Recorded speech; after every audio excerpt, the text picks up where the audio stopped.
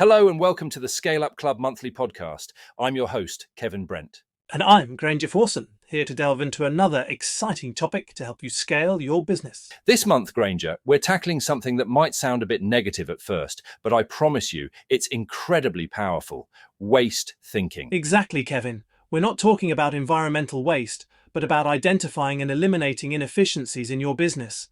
It's about unlocking the power of small changes to drive significant growth. So we're focusing on waste to improve businesses and their productivity. Precisely. I'm intrigued. So let's dive in and explore how waste thinking can help our listeners transform their businesses, one small change at a time. So Granger, why should business owners be so focused on making small changes? I mean, most of the people that I speak to are ambitious and have got big plans, but they're often frustrated that they aren't seeing the results that they want. That's a great question, Kevin, and it's something I see all the time. The ambition is there, the drive to scale up and achieve great things. However, that ambition can be met with frustration when the effort they're putting in isn't translating into the growth they expect. They're working harder than ever, trying new systems, hiring more people, but the needle barely seems to move. Exactly, it's like they're stuck in quicksand. Right, and that's where waste thinking comes in. It's a mindset shift that can unlock genuine sustainable improvements. It's not about massive overhauls, but about identifying and eliminating the small things that are holding you back. So it's all about making small improvements rather than big changes? Absolutely. Think of it like marginal gains. Each tiny improvement, whether it's a 2-second time save or fixing a minor irritation, contributes to a larger, more significant impact. By focusing on eliminating waste, you start to generate momentum and build a business that works more efficiently. It sounds interesting, but I'm not sure I get it. So how does waste thinking help achieve that? It's about creating a culture of continuous improvement where everyone is focused on finding and eliminating waste in their daily tasks. These small incremental changes add up over time and drive real business performance.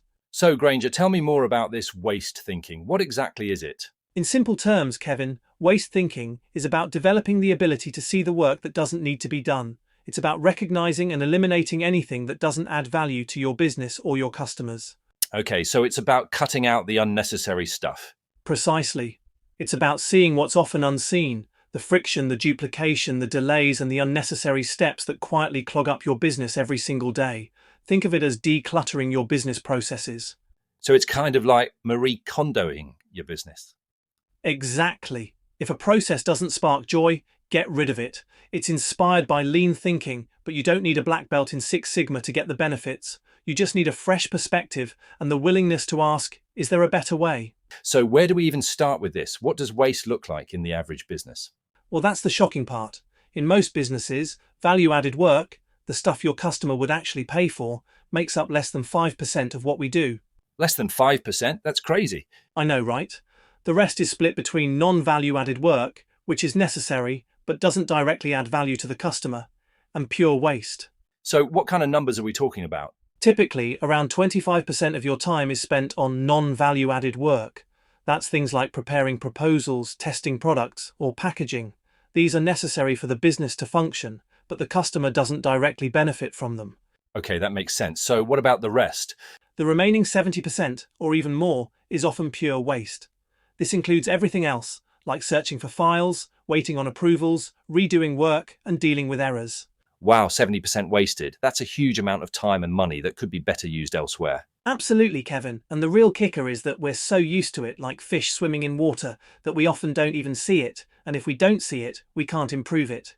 So how do we start seeing the water? How do we identify and eliminate this waste? Well, Kevin, one of the best frameworks to help us see the water is by using what's called the 8 wastes. This comes from lean thinking, and these aren't just for factories or production lines. They show up everywhere, especially in office-based or service businesses. Okay, 8 wastes. That sounds manageable. What are they?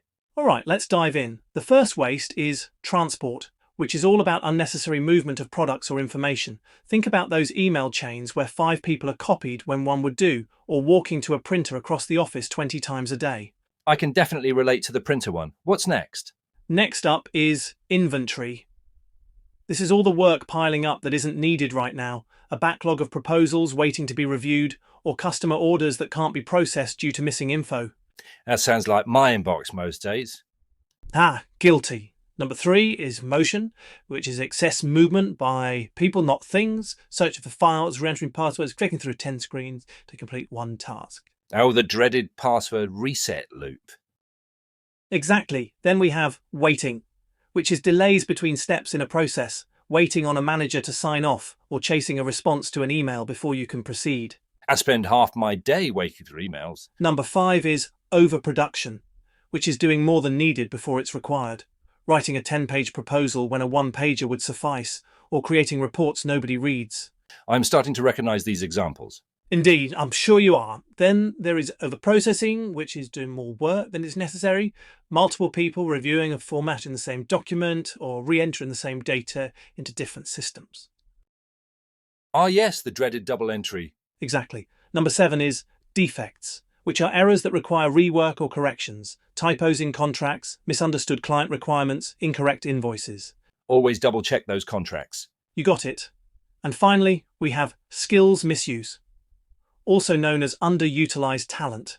This is where you're not using people's skills and insights fully, like a talented team member stuck doing repetitive admin. Okay, I think I'm starting to get a handle on these 8 wastes. It's about spotting inefficiencies and areas where we're not using our resources effectively. Absolutely, Kevin. And by reflecting on these waste categories, you can begin to spot small areas of improvement, and when removed, the effect on your team's productivity, morale, and cash flow can be significant. So, Granger, now that we can identify these wastes, how do we actually start practically improving the business? That's a great question, Kevin. One of the easiest ways to get started with waste thinking is to simply fix what bugs you. Fix what bugs you. Exactly. Every time someone on your team sighs, groans, or mutters, "Not this again," that's a flag for waste.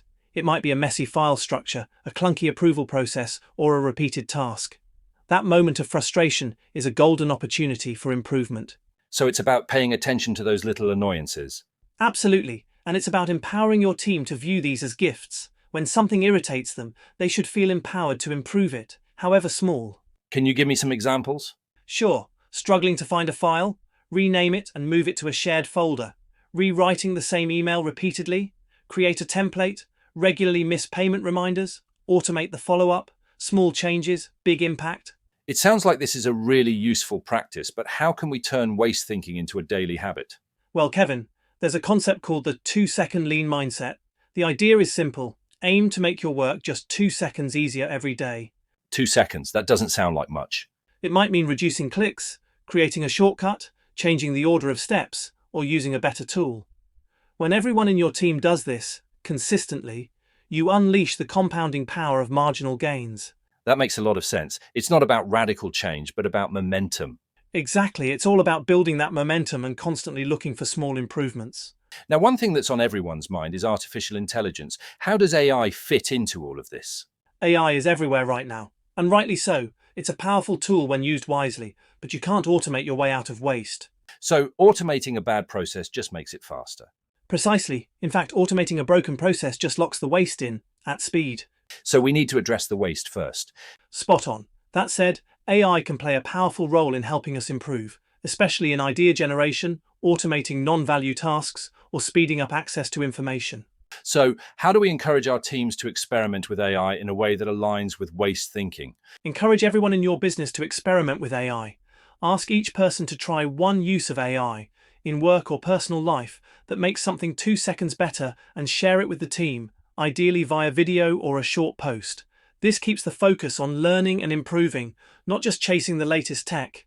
So, Granger, this all sounds great, but how can we practically implement this with our teams?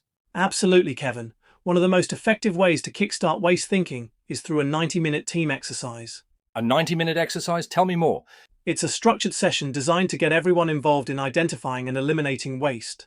Sounds intriguing. What does this exercise involve? Well, first, you pick a core process, something that's done every day, like onboarding a new client or handling a customer support query. Then, you map out every step in that process, asking who does what, when, and how. Next, you identify the waste at each step, using the 8 wastes as a guide, asking questions like, where is time lost, and what frustrates the team? That sounds like it could highlight a lot of inefficiencies. It certainly does. After that, you brainstorm small improvements, picking 1 or 2 changes to test, like creating a checklist or automating a reminder. Finally, you commit and test, deciding who's going to trial the improvement and review it at your next meeting. Amazing. So it's all about incremental improvements, not big overhauls. Exactly. And to really drive this point home, let's look at some real-world examples. I've got a great roundup of diverse businesses that have successfully implemented waste thinking. Oh, fantastic. I'm always looking for practical inspiration. Take David Harkin at 8 Billion Ideas, for instance. He embraces a fail fast, fix fast mindset, testing ideas early to avoid investing in things that don't work. Or Brett Sanders at the natural deodorant company, who keeps product lines tight to avoid tying up cash in unsold stock. That's smart. It's all about being lean and agile. Precisely. And there are so many more examples, from streamlining visitor flow at Anglesey Sea Zoo to automating the obvious at B13 Software. These stories show how waste thinking can be applied in any business, no matter the size or industry. These stories provide actionable, real-world insight into how waste thinking works. So, Granger, to summarize, it's all about spotting those small inefficiencies, fixing what bugs you, and empowering your team to make those tiny improvements every day. Absolutely, Kevin. It's about building a culture of continuous improvement, 1 2-second change at a time. Don't aim for perfection. Instead, make something better today and keep going. Thanks, Granger, for sharing how we can unlock the power of small changes through waste thinking. My pleasure, Kevin. Remember to share this episode, celebrate small wins, and keep striving for continuous improvement. And that wraps up this episode of ScaleUp Club Monthly Podcast. Make sure to tune in next month for insights and strategies to help your business soar.